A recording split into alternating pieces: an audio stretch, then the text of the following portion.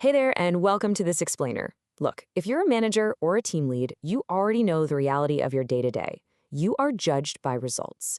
You're expected to have perfect communication clarity, deeply invest in people development, and let's be totally honest here, you have to do all of that while being incredibly pressed for time. So today, we are going to look at a highly practical, very actionable toolkit for leveraging artificial intelligence. We're talking about real ways to save you time, massively improve your output, and ultimately help you lead a whole lot more effectively. Okay, let's dive right into this. Most AI advice out there is pretty basic. It focuses on individual little tasks, like, hey, use AI to summarize this long article. But that completely misses the high-pressure, incredibly messy modern reality that you actually face every single day. You're dealing with uncomfortable conversations, nuanced performance reviews, and complex decisions that have to be made under super tight deadlines. So this explainer isn't about generic AI party tricks. It is about mapping AI directly to real, high-stakes management tasks. Now, AI tools, whether it's ChatGPT, Copilot, Claude, whatever you use, they do not change what you are fundamentally responsible for. But as you'll see, they completely change how fast and how well you can actually produce your work.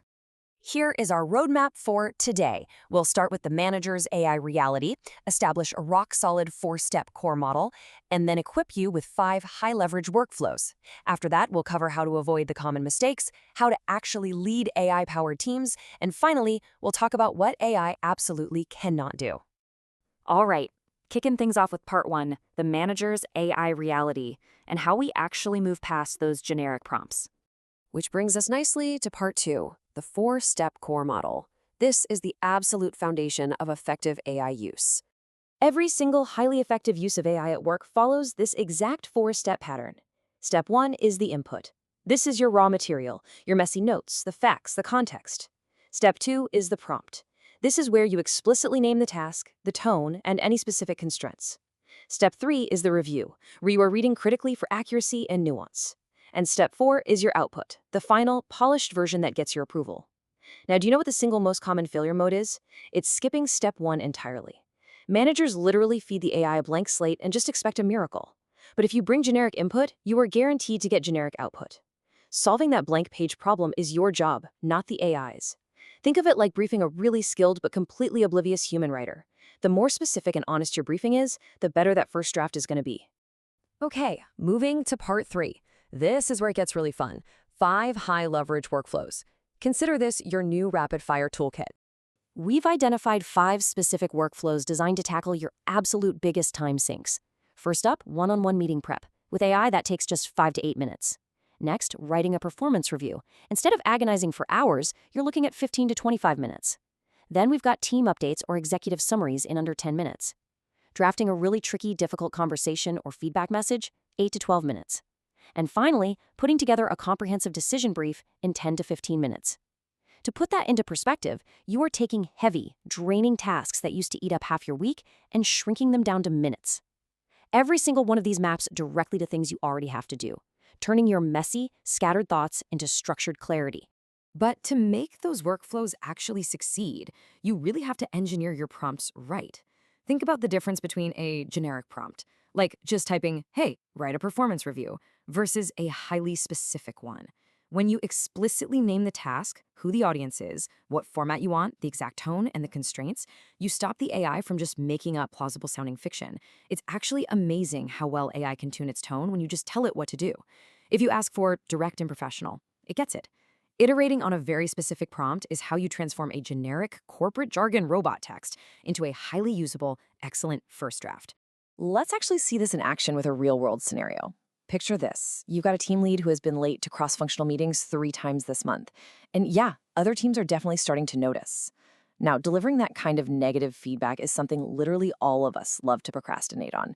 But using this workflow, you just drop in the input, you describe the pattern of lateness, the impact it's having on the team's reputation, and your baseline expectation. Then you run the prompt. You ask the AI for honest, professional, and direct written feedback. The output?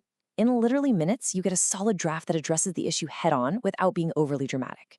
You might tweak 1 or 2 words to make it sound perfectly like you, hit send, and suddenly the follow-up verbal conversation becomes way less awkward. You've just solved a really uncomfortable management moment quickly and professionally. All right, part 4, avoiding common AI mistakes, because there are definitely a few things you absolutely shouldn't do with your new AI partner. So there are 6 major behavioral pitfalls that trip managers up. We've already talked about the dangers of no input and vague prompts, but the absolute highest risk mistake you can make? Skipping the review phase. Sending first drafts completely unchecked is incredibly dangerous. AI outputs can and will contain factual errors, misremembered details, or a tone that's just subtly off, which is a disaster in sensitive documents like a performance review. Every single output must be read critically before it leaves your desk. Then you've got inconsistent usage, trying AI once, getting a weird result, and just abandoning it forever. Or data risk, which is a big one. Never, ever paste sensitive or confidential personnel data into public AI tools. But out of all of these, the absolute biggest trap? Over-delegating judgment. AI is amazing at structuring and drafting, but it literally cannot feel the room. It doesn't understand your company's weird internal politics, and it certainly doesn't know the deep, nuanced history you have with an employee. So the crucial point is this. When an AI recommends a course of action that just feels wrong in your gut, trust your read. You have to use AI for the heavy lifting of writing and structuring, but the judgment, that has to remain entirely your own. Moving into part 5, leading AI-powered teams. This is about managing that adoption across your direct reports.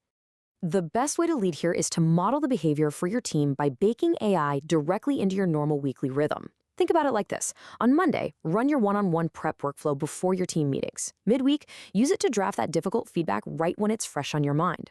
On Thursday, drop your messy raw notes into the AI to draft an executive summary so it's ready to polish and send out by Friday. And then just pull out the decision brief or performance review workflows as needed. And this brilliantly illustrates that by simply integrating AI into your existing week, you're not adding some whole new, annoying category of work. You're just doing your normal job way faster. And those efficiency gains, they're going to compound massively over time. Which brings us to our final section, part 6, what AI cannot do. We have to preserve that human element. Let's be totally clear about the hard limits here. AI cannot read the room. It has no idea that your VP hasn't had their morning coffee and is getting hammered by the board this quarter. It cannot build trust. Trust is built through consistent, reliable human interaction over months and years, noticing body language, showing empathy, and actually following through. AI cannot make value judgments when there are real human stakes involved in a decision. And crucially, it doesn't know when it's wrong. It cannot verify its own factual accuracy. At the end of the day, your contextual sense-making and your ability to build relationships are completely irreplaceable. Which perfectly sets up this incredibly powerful guideline. Think of this as your ultimate operating mantra for modern leadership. Use AI to accelerate your work. Never use it to avoid thinking. If you can instill that specific mindset in yourself and then in your team, you are going to get all the speed and leverage of AI without sacrificing an ounce of your high-standard human leadership. I want to leave you with one final provocative thought to chew on before your next workday kicks off. How will you balance your completely irreplaceable human judgment with your new AI drafting partner in your very next one-on-one? Here's my challenge to you. Pick just one workflow from this explainer today, run it 3 times this week until it feels like an automatic habit, and just watch how it transforms your day. Thank you so much for joining me, and I will see you in the next explainer.